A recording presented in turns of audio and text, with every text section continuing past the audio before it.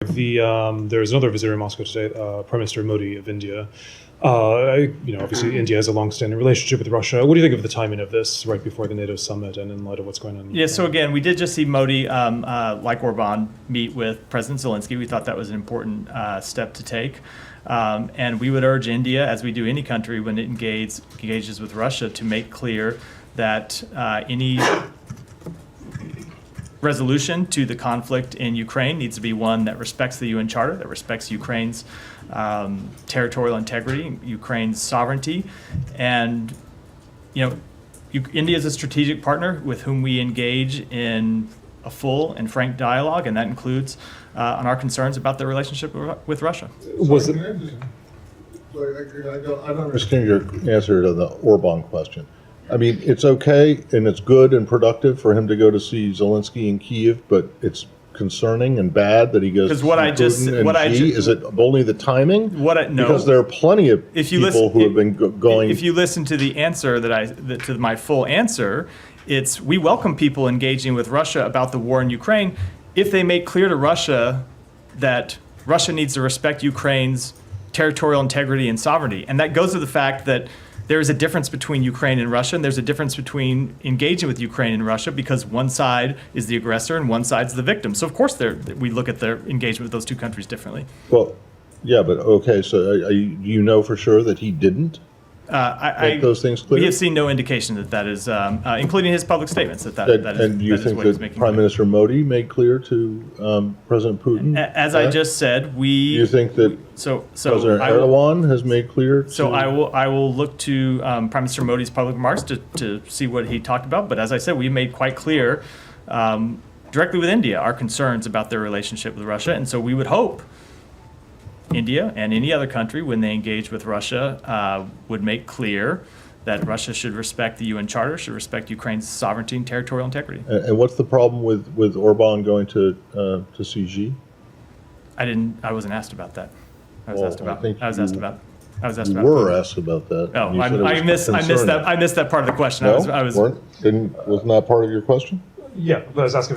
I totally missed the Xi part I was talking about. So so you don't have a problem with. I don't have any comment. We understand that countries engage with China. We, as you know, Secretary Blinken has traveled to China twice now with President Xi.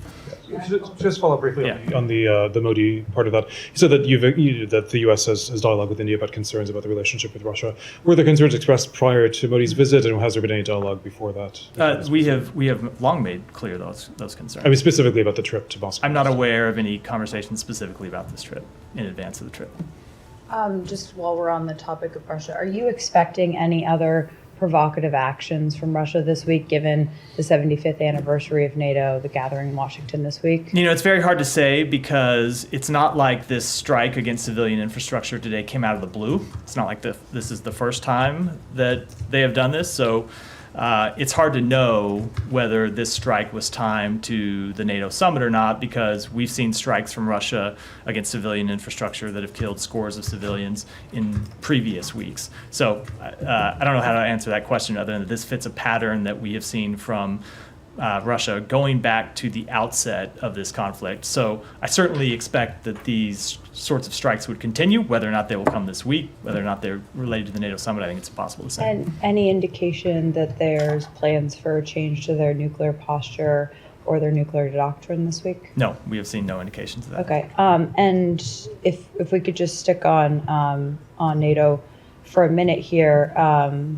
Kirby said, Ukraine is in NATO's future, or whatever way it was.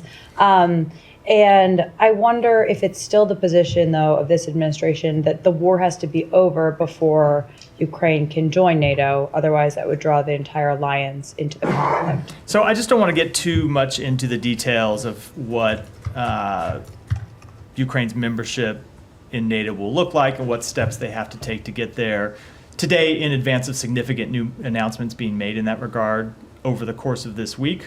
So I know that sounds a little bit like a punt, but in fact it's because we will be making new announcements with respect to these very questions this week, and I don't think I should get ahead of them today. There are specific announcements you're going to make having to do with the timing of the war and when Ukraine will join NATO? About their bridge to NATO, and I don't want to talk about it any further before we can make those announcements, and you can all look at them, and then of course we'll be happy to take questions about them Sure. and talk Okay. about them further. And then last question on NATO. On Wednesday night, there is the leader level dinner that is being hosted by the president and the first lady. It starts at 6 p.m. Over the weekend, President Biden told governors would gather that he's not going to go to any events after 8 p.m., try and get some rest given some of his challenges with his age. So is there a plan for the Secretary of State to stay if that event goes on longer past 8 p.m., or will the president stay on past 8 p.m.? So I won't speak to the president's schedule. I'll let the White House do that. But I would say, with respect to his schedule, I think this NATO summit will look a lot like previous NATO summits, where the president and other members of our government, the Secretary of State, but also the Secretary of Defense and other leaders in the government, will have a full schedule of events starting in the morning and going through the evening. That includes bilateral meetings, includes multilateral meetings. The Secretary will participate in those. With respect to any one event, several days from now, I can't tell you what his participation will be at that dinner, and when it comes to the president, certainly the White House can speak to that. Well,